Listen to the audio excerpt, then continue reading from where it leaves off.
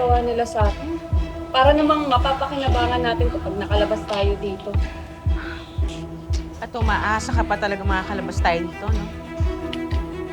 Walang imposible sa taong bukas ang puso't isipan. Banal na ina, pagpasensyahan niyo na po ako kung nagkaroon man po ako ng pagdududa.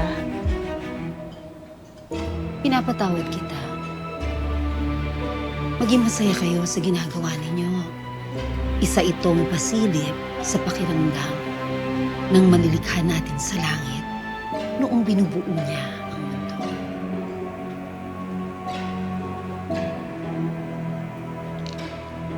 Banal na ina, may bisita po kayo.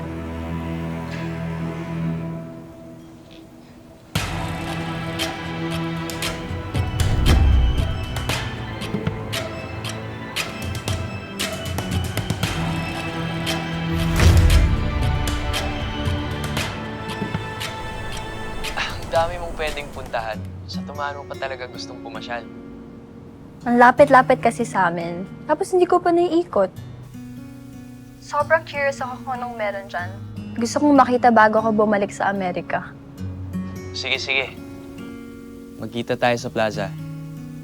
Ako na magiging personal tour guide mo. Thank you! Thank you, thank you, thank you!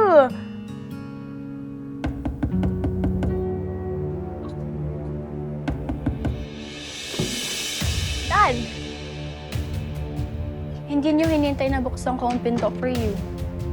Eh kasi nag-worry ako.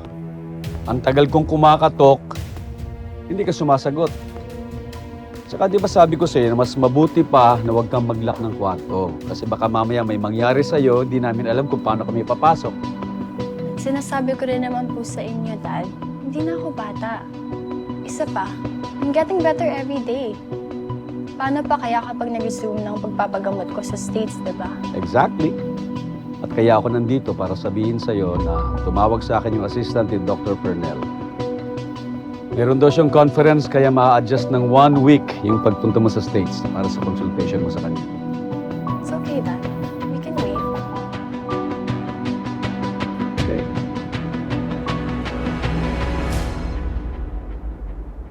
Ah, Ivan. Boss, may kailangan kayo malaman tungkol kay Bangkit. Okay, sandali lang. May asikasuhin lang ako, Nat, ha? Sige po, Dad.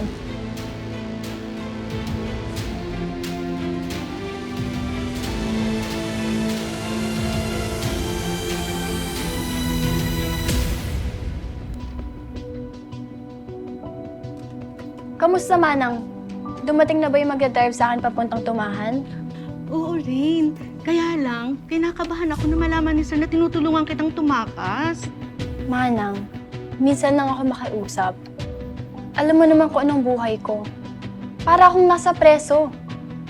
For once, gusto ko pumunta sa isang lugar na pinili ko. Please, Manang,